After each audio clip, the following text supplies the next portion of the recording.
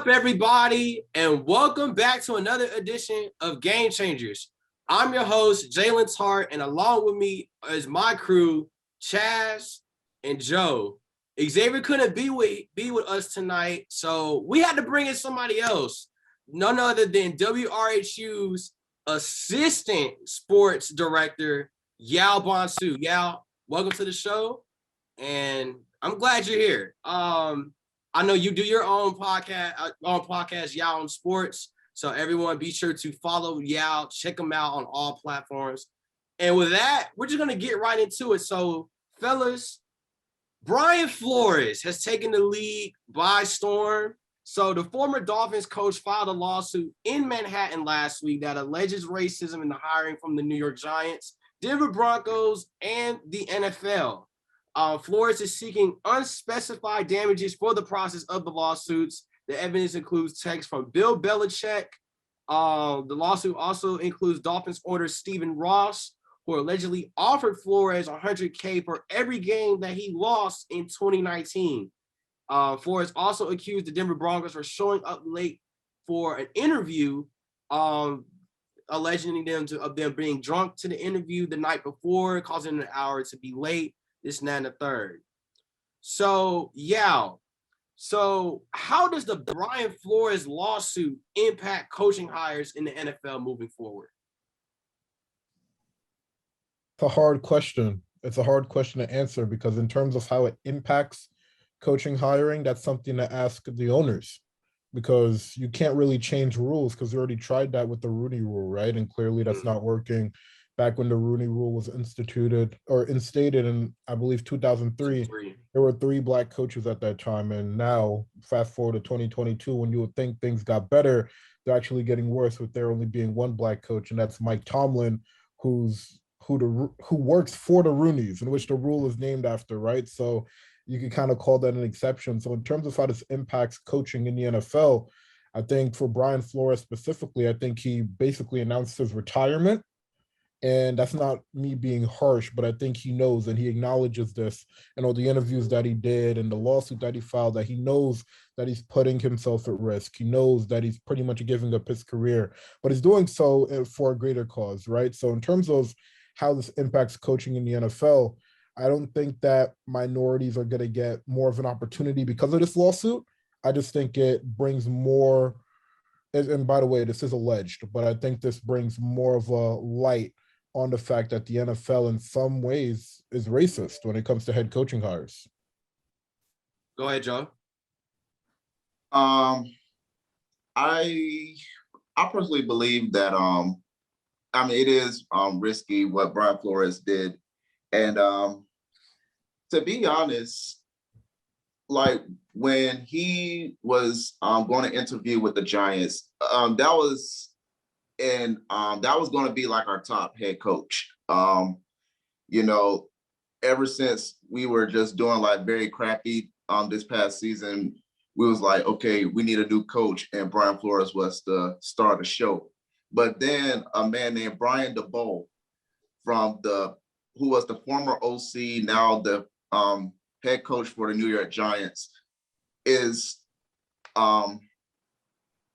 has a friend named Joe Shane, who is now the GM for the New York Giants. And Joe Shane was like, you know what? I have somebody in store other than Brian Flores.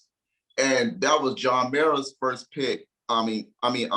First head coach in Brian Flores as well. So back to the topic, at the end of the day, teams gonna do what they believe that's fit well for their team. Even if that's a white coach or a black coach, Hispanic coach, any other coach.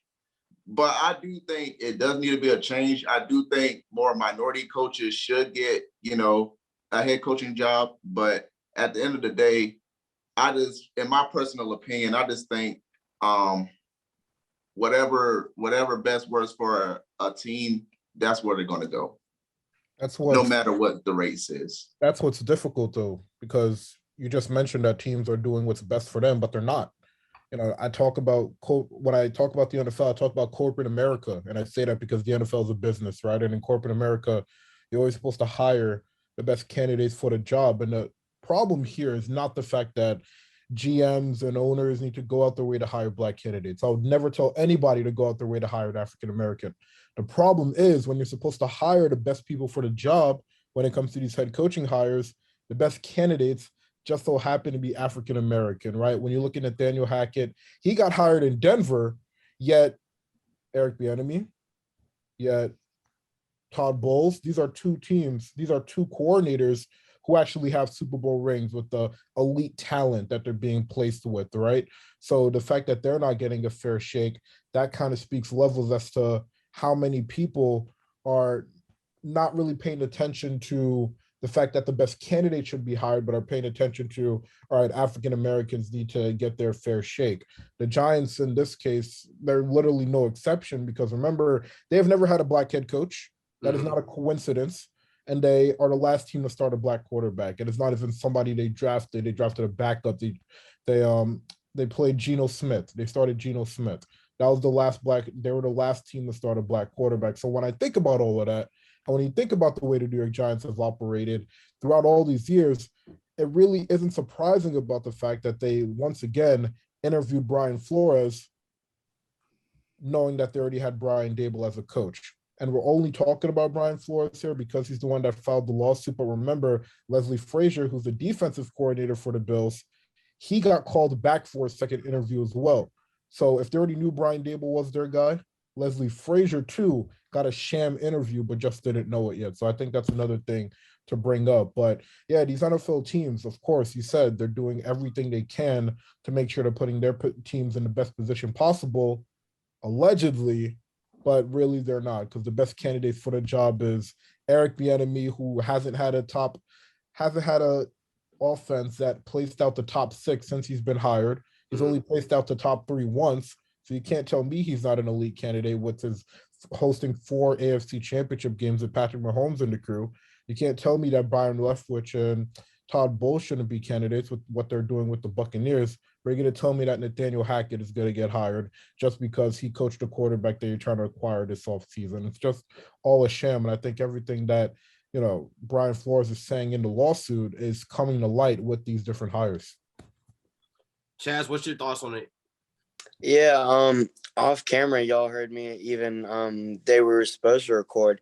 Another thing, I completely agree with both of y'all. Yeah, we talked about it yesterday, wasn't it? We were on the call, and I always said too the first thing I would have kept Brian Flores in Miami, and so we talk about who's the best candidate for these jobs, and that's another thing too. He was getting offered money to throw games, and his first team ever to start 1-7 and then end the year 7-1 to end the year, right? Basically flip-flop their record. And it's frustrating because like y'all said, there's multiple candidates that could be looked at for these jobs that aren't being given fair interviews, interviewing people when you already know who you're going to pick. It really is frustrating because before all this came out, when Brian Flores was let go or fired when he left, now I'm a Washington fan, so I mean we have Ron Rivera, but those are coaches where I'm like, wow, if we were in the scenario where we needed a coach, that's who I'd want. And so like y'all said, it's hard to judge the impact, the future that it's going to lead to, because, owners are going to do what they want to do. It's a business, and that it is frustrating. So it's tough to predict. And I just really do hope that Brian Flores gets an opportunity again eventually. And that's very hard to tell. So, like y'all said, it's hard to predict the future, but I think that what's happening is at the very least it's a wake-up call, a much needed one. And I think from there, it comes down to the ownership, and that's going to show a lot. I think the future will unfold itself fairly quickly when you see who's getting hired the next 2, 3, 4 years from now. I agree that it does come down to the ownership. I commend Brian Flores for doing this. I understand that he is sacrificing his coaching job for this, but I think this needed to happen so that people outside looking in knows what's going on. Having one black head coach in the league is a problem. I just personally think that's a problem. It needs to be changed. I think that the players should have a say, of who they want.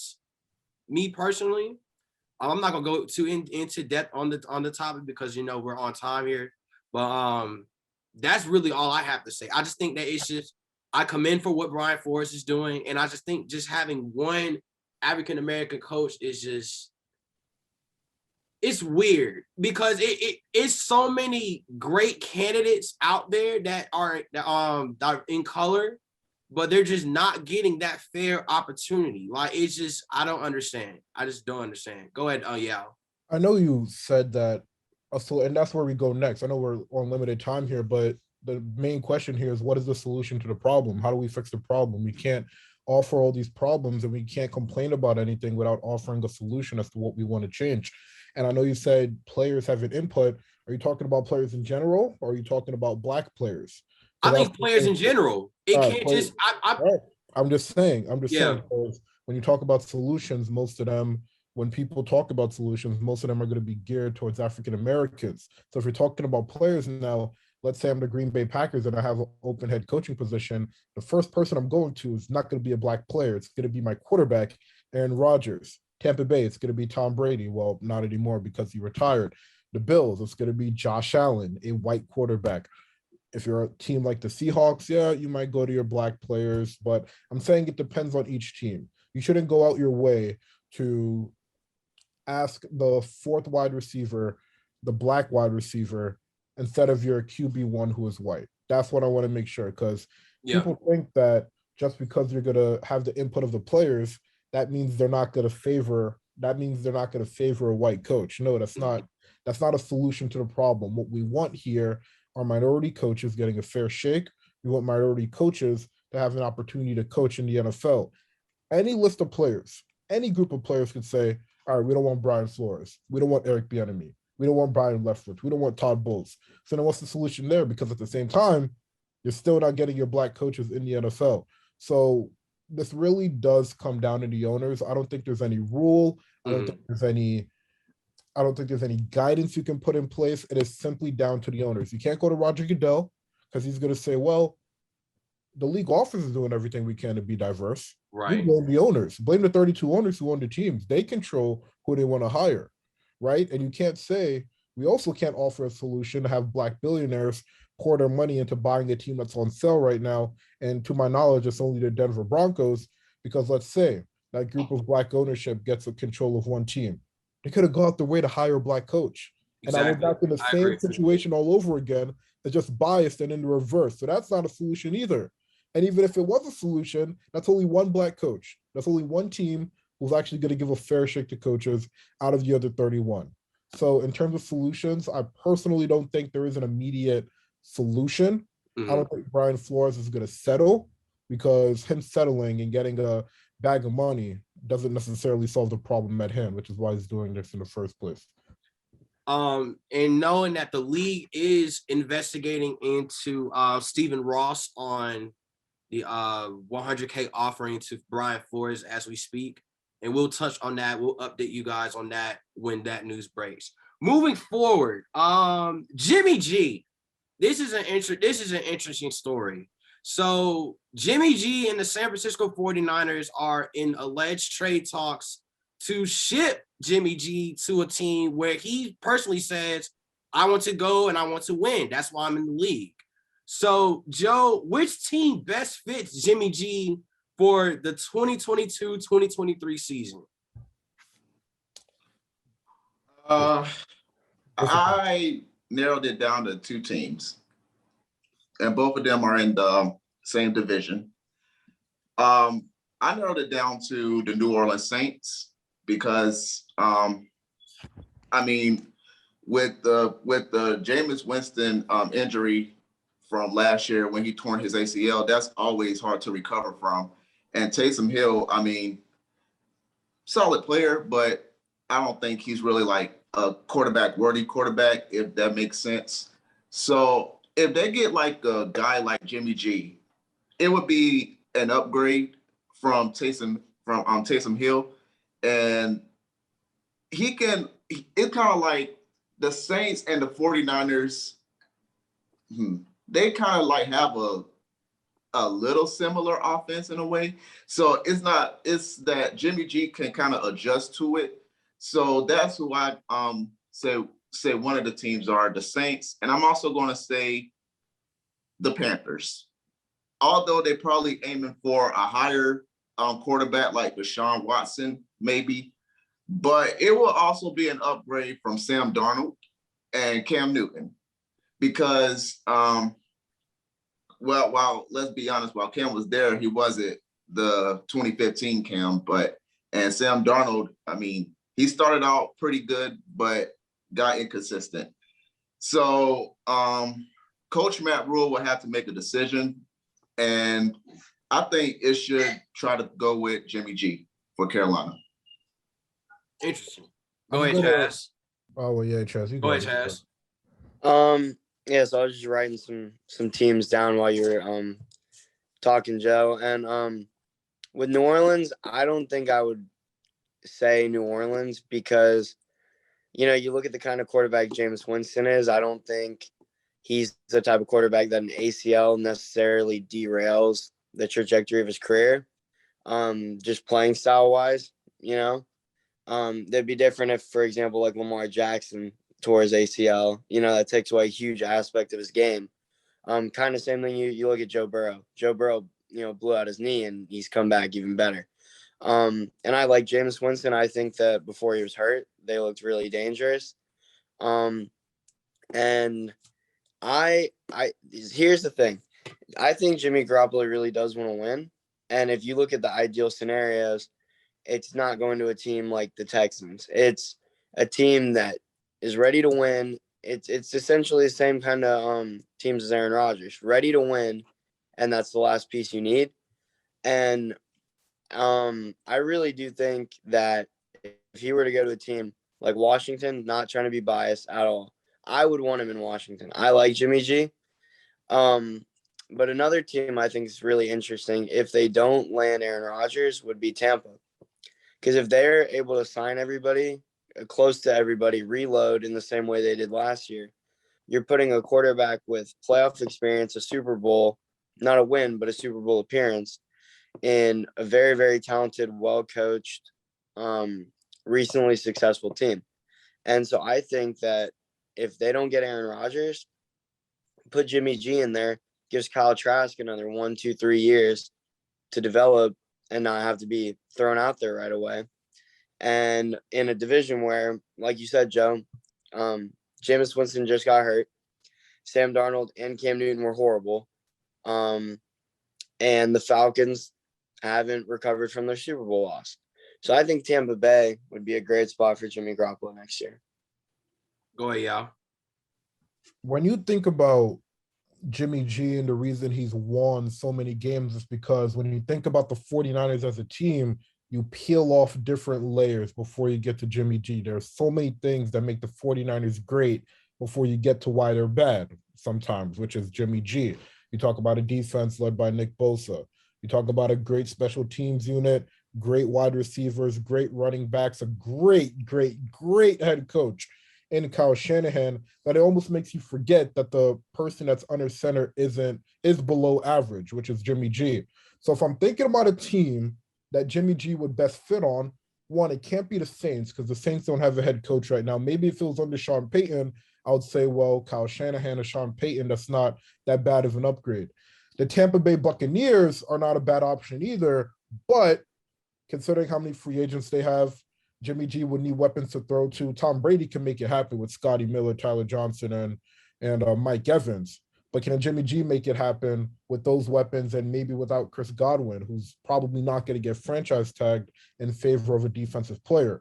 So to me, the best fit for Jimmy G would have to be the Pittsburgh Steelers. You have a coach that has never been below 500 in Mike Tomlin. I mentioned before, you have to peel off different layers before you get to the quarterback. They have a Super Bowl level defense led by someone who's probably going to be Defensive Player of the Year in TJ Watt. I think about the weapons. They're not the best wide receiver core in the NFL, but we all know Deontay Johnson is a bona fide wide receiver one. Couple that with Juju Smith-Schuster. As much as he likes to record TikToks, he is a solid wide receiver.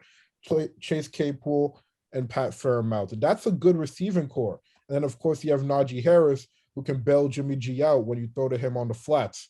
So I think Jimmy G needs a situation where a lot of the pressure can be eased off him. He will never be the quarterback that could win you a game in a 2-minute drill. We saw that against the Rams. We've seen him do it before, but in terms of when it shines bright, he couldn't do it against the Rams. The Super Bowl 2 years ago, he overthrew Emmanuel Sanders. We knew he wasn't that guy back then. So in terms of if you want to be a bridge quarterback for a team that has a lot of talent that can make a playoff run, I think the Pittsburgh Steelers are the team for Jimmy G. I agree, because I was thinking the same thing. So with the Steelers, yes, with what Yao has said, I think the only thing that you would have to improve on is the offensive line.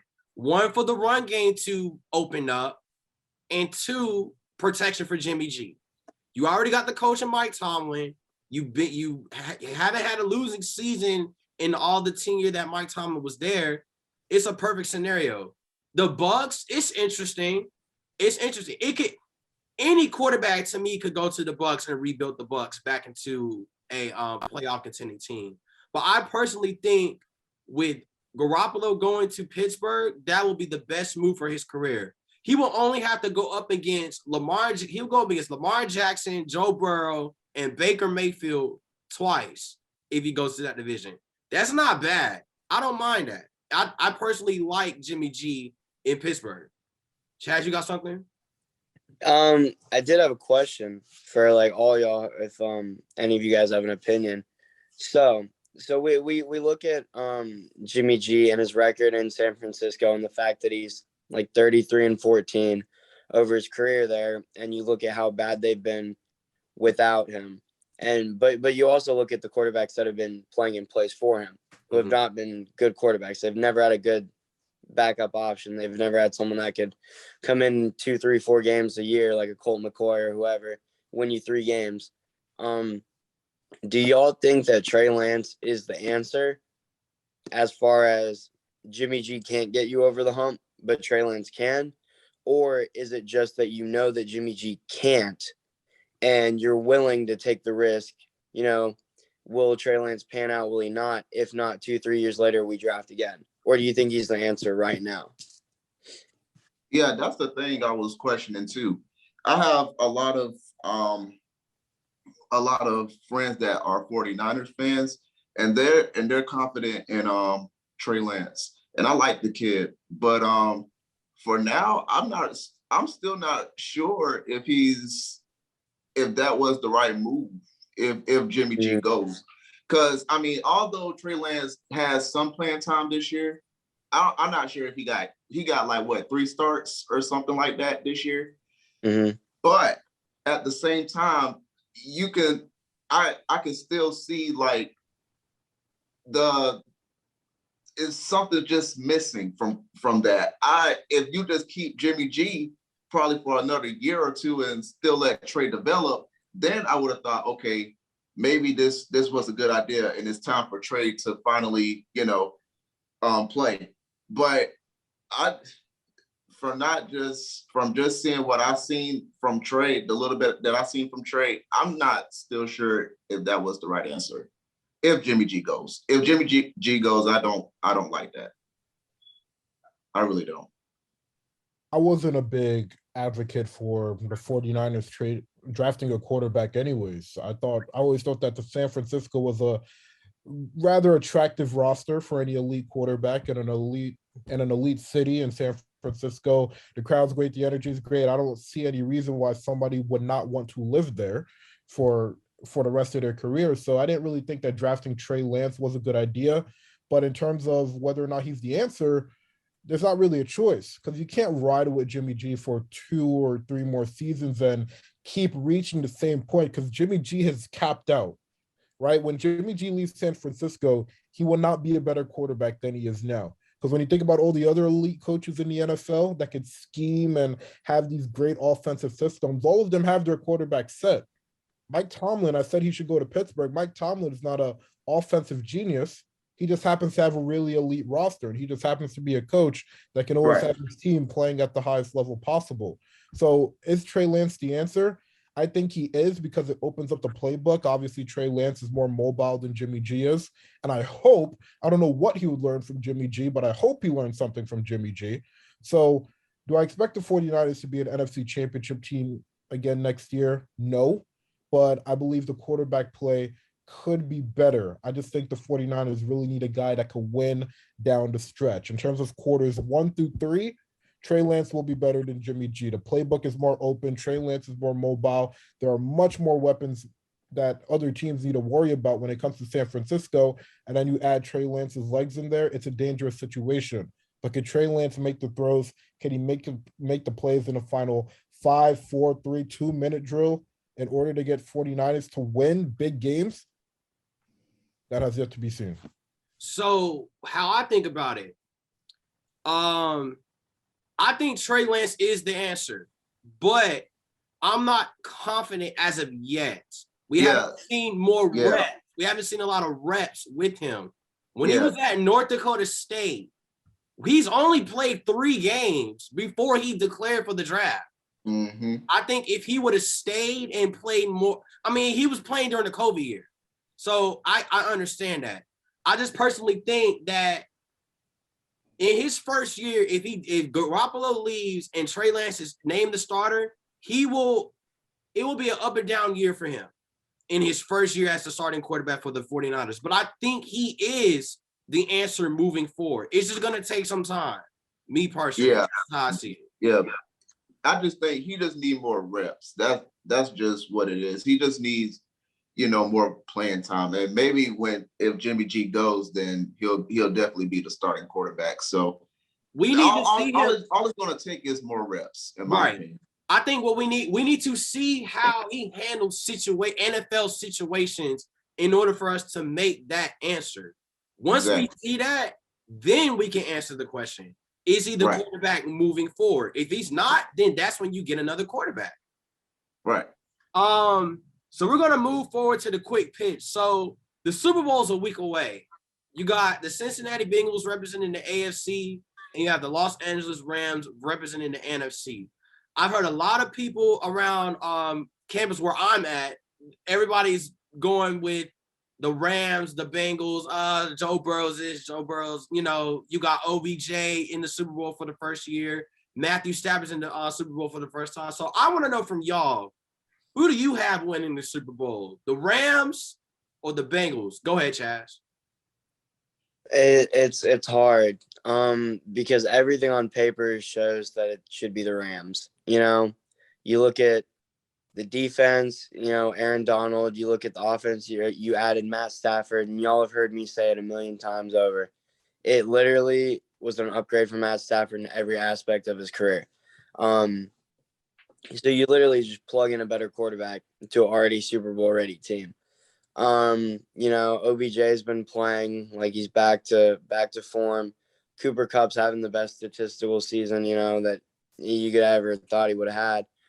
The coaching, everything on paper indicates that the Rams should easily win. But you could say the same thing about when they played the Chiefs, especially when they were down 21-3 for the Bengals. And so it really is a Cinderella story for Cincinnati. All the momentum, all the hype. Joe Burrow's playing out of his mind. But I don't think that Sean McVay is going to lose another Super Bowl. I don't. I really am so torn between this, but in their own right, the Rams have not exceeded expectations.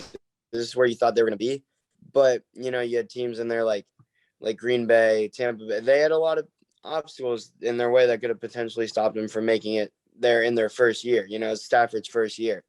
So in a way, it's their own Cinderella story in their own right, at least for Matthew Stafford. So I think that when it comes down to it, I don't think Stafford blows it. I think Sean McVay doesn't want to lose another Super Bowl. And Aaron Donald is a million times more dangerous than the Titans and all the other teams they played in the playoffs to sack Burrow a million times. So if you look at that, just imagine what Aaron Donald's going to do to him. So I'm going to say the Rams in a really, really, really close game. Okay. But, you leave a little bit too much time on the clock for Joe Burrow. I don't know. But I think saying. The Rams pull it out. Could be like whoever has the ball last, though. It really could. And I think that's what it's going to come down to. Mm-hmm. I felt okay. Chaz and Joe in particular. Y'all know y'all was getting on me when I said in the summer that the Bengals was going to be the surprising team. Yeah. I didn't expect them to get to the Super Bowl. I did not expect this. But I'm going to ride. I'm going to ride with it. I'm going to go with Cincinnati. My only concern is the O-line. That is my only concern. I think everywhere else, other than the defensive line, the secondary is solid. But the defensive line and the O-line, I'm very concerned. Because when they played the Titans, he got sacked 9 times. Mm-hmm. You're literally playing at the Rams' backyard with all the marbles. So if that's not hard, I mean, that's just, I don't know. Joe Burrow might show us something. He really might show us something. If he does win, I will say something if he does win. Not right now, but when he does win, I will make a comparison if he does win. But if the Rams win, kudos to Matthew Stafford for staying in Detroit for those 12 long years and to get that restart that he needed in LA. OBJ, from what we've seen in his career so far, I got to tip my cap off to him. But the player that we all need to watch out for is the bad brother Cooper Kupp. I'm just letting y'all know that right now. Cooper Kupp is a bad man. Mm-hmm. And I would just advise people to watch this brother play. He is special. Go ahead, Yao. This is very hard for me. There are no statistics, there are no numbers to show me that the Bengals could beat the Rams in this game. It's just that simple. I know the Bengals are the Cinderella team, and somehow I can't explain it to you guys. I personally cannot explain it to you guys how the Bengals are in the Super Bowl. A team from Cincinnati, Ohio is in the Super Bowl. I don't know how it happened, but it is. When you go back to the Titans game, Ryan Tannehill was the reason the Titans lost, right? Throwing 3 interceptions. I agree. There is no way, there is no reason why any team should sack a quarterback 9 times and end up losing the game. Can you name me the top? I can't even name you the top 3 defensive linemen for the Tennessee Titans, and they sacked Joe Burrow 9 times. So now look at the Rams, Aaron Donald, Von Miller. Aaron Donald has the highest double team rate in the NFL. You double team him, you're going to be letting go of a former Super Bowl MVP. You're going to let a former Super Bowl MVP run rampant on an offensive line that is probably bottom 3, if not the worst offensive line in the NFL. So Aaron Donald, Von Miller, Leonard Floyd, who people sleep on a lot, he is very good. And then you're telling me Jamar Chase is supposed to get involved in the quick passing game? No, Jalen Ramsey is going to be following him sideline to sideline. So when you look at the way the Bengals have been playing throughout this postseason, because the offensive line is so bad, as soon as Joe Burrow gets the ball, he's either passing it to Jamar Chase at the sideline to get some yards after catch. He's either Zach Taylor's trying to mix up a few plays to get Jamar Chase more involved behind the line of scrimmage as opposed to him being a vertical threat. That's not going to happen against the Rams. That is not going to happen against the Rams. And then in terms of rushing defense for the Rams, I still think that rush D is going to hold up. I know Deebo Samuel was kind of shut down.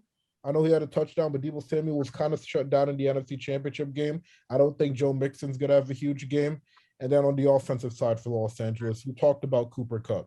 Cooper Kupp is that type of wide receiver. He's not a deep threat per se. He lines up kind of like a tight end in a way, so you can't really put your top cornerback on him. He takes it in the slot and goes wherever he can on the field, really. So that's going to destroy the Bengals a lot. So Jesse Bates is going to need to shadow Cooper Kupp throughout the entire game. And then not to mention Odell Beckham Jr. Odell Beckham Jr. He is probably the biggest reason, besides Matthew Stafford, why the Rams are in the Super Bowl right now. So do I think the Bengals can contain OBJ and Cup? Not at all.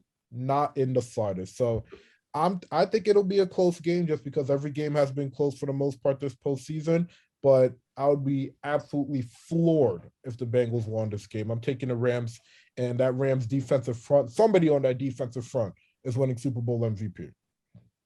Go ahead, Joe. I'm gonna have to agree. I'm gonna pick the Rams, and because, like everybody basically was saying, that defense is just top tier. Like for real, for real. I'm looking here. You got Leonard Floyd, Aaron Donald, Samson Ibokum, I think that's how you pronounce his last name, and the 2015 Super Bowl MVP, Von Miller, on that D-line. As y'all said, Bengals O-line is terrible. I'm surprised they're in this position right now, but that O-line is terrible. But I do not want to underestimate Joe Burrow because I underestimated him against Kansas City last week. But he this postseason, what type of defense did he face like the Rams? He didn't face this type of defense. You got the best corner going to guard Jamar Chase, although you do have a great wide receiving core in Jamar Chase, T. Higgins, Tyler Boyd, and that's great. That's very great. But, I mean, with the secondary, with the D-line, I mean, it's going to be hard to operate on offense if I'm the Bengals. And from the for Matthew Stafford, I'm happy for him going to LA, going to the Super Bowl at SoFi Stadium, that I add, and with Odell Beckham Jr., my former New York Giant buddy. I miss him so much. Bring tears to my eyes when we traded. But anyway, right. It's just gonna be. I think it's gonna be tough for the Bengals, and the Rams don't even have Robert Woods, so imagine if he was playing. But yeah, I'm gonna go with the Rams, and I say it's gonna be a 13-point win. I'm gonna say 28 to 14. Actually, yeah, 14-point win. Okay. 28 to 14. And CJ Uzum, I don't know how to say his name, but the tight end for the Bengals, that's a big loss. Right. To not have for that offense. So I don't know what Joe Burrow is going to do. If he does the unthinkable, he does the unthinkable. But if the Rams win, the Rams win. But I know who I'm going for. Last but not least, Tom Brady's retirement. He retired after 22 seasons, 20 years with the New England Patriots, and 2 years with the Tampa Bay Buccaneers. Which QB will be the best fit for the Buccaneers next season? I want to say Aaron Rodgers, but I just don't think it will be Aaron Rodgers. No, I don't think it's not going to be any elite quarterback. I don't think it is. Yeah, I agree. I don't think it is. They don't have the cap space. In all honesty, I would probably go with Marcus Mariota. I mean, I know that's a little out of left field, but he's not a scrub. No. I mean, he lost his starting spot and ended up being probably one of the best. He's probably one of the best quarterbacks, second-string quarterbacks in the NFL. He's going to be for the cheap. He's not going to strap you with the cap so you can re-sign some of your key players because believe me when I say Chris Godwin is going to be a priority to re-sign, not franchise tag, but re-sign. So I think you need more of a game manager. We saw Denver take the game manager route this season. That didn't really work out. San Francisco obviously has been in a game manager type of system for years, but I think Tampa Bay, considering how much talent you have everywhere else, you cannot afford to have a quarterback that is below average. So I think if you go with a kind of a Teddy Bridgewater, Tyrod Taylor type of player, that I think this team could still make some noise in the playoffs, not necessarily Super Bowl contenders, but they can keep that core team together so that they're still stringing together wins and still trying to scare some teams in the NFC. Yeah, I'm looking at the other than A-Rod and Deshaun Watson. I'm looking at other quarterbacks that could work. I really don't see any of them. And maybe the closest one, I mean, yeah, Marcus Mariota, Jacoby Brissett, Jameis Winston is also a free agent. Teddy Bridgewater. But of course, it's not going to replace what Tom Brady did for him. So Andy Dalton also. So it's really hard to answer that question because, I mean, it's not going to be an upgrade. No. Basically, it's really not going to be an upgrade. So whatever happens, even if it, Kyle Trask, if he starts, I don't know, since he at least had 1 year under Tom Brady, but yeah. I mean, he was a solid quarterback at Florida, but if Kyle Trask is the guy for next season, okay, cool. Because I personally believe, I'll do a hot take now. After this season, I think Bruce Arians is done. He should have done this season. The mistake he made is that he made the mistake of saying he was returning right after the playoff game. He should have took the route that Tom Brady took and said, okay, I'm going to reevaluate my future. Because remember, Bruce Arians was pretty much retired before the Bucs called him up and went on to coach him. But now it seems like Bruce Arians should have waited because what if Todd Bowles got a job? Mm-hmm. What if Byron Leftwich got a job?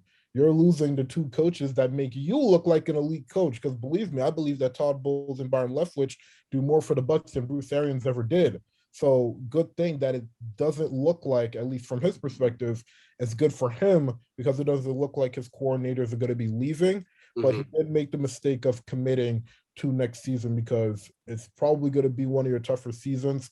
The last time you were without an elite quarterback, it didn't really go too well. The Cardinals, obviously, with Carson Palmer, they had that one good year, but then ended up falling short. But still, I think Bruce Arians made a mistake committing. But he should have retired this season. But yeah, definitely this year is going to be his last year. Go ahead, Cash. You got the last take. Awesome. Well, I already talked about Jimmy G, but when I think there's a group of quarterbacks, I think that are on the same caliber, that if that's the type of quarterback you can land, you should just stick with Kyle Trask. And that with what you said about Marcus Mariota, if I were the Bucs, I wouldn't want him.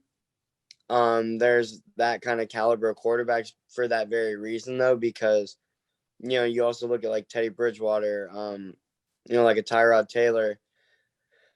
If you don't think that that's what's going to get you over the hump and you can't get like an Aaron Rodgers or, like a Russell Wilson, Deshaun Watson, I personally would want to see what Kyle Trask could do, because you look at before the bowl game, before they got destroyed by Oklahoma, where literally all his receivers, everyone pulled out of that game. I think that game tanked his draft stock a lot. He had an insane year, a very, very, very good year. And I think his draft stock plummeted after they got destroyed by Oklahoma, where he's basically let out to just get destroyed. I think you give him a chance, and because personally, I don't see Marcus Mariota or even like Teddy Bridgewater taking them to the Super Bowl. They didn't win it this year with Brady. Right. So, in my opinion, if you can't get an Aaron Rodgers or Deshaun Watson, or I say Jimmy G simply because of, while yes, he's had, all these layers to San Francisco, like before you get to him, he has proven to win. And so I think you take that chance on him. So either him or Aaron Rodgers. And if not, I think you just let Kyle Trask play and see what happens. Do you think drafting a quarterback would be smart? No, it's not. Because they drafted Kyle Trask. Last year. I just wanted to be sure because you just never know. You never know. I mean, but at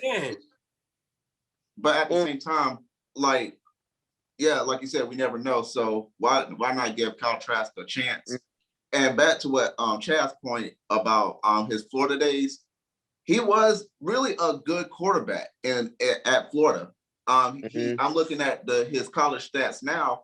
He had 69 total touchdowns and only 15 interceptions with 7,386 yards with a quarterback rating of 168.5. Those And are that- pretty good numbers.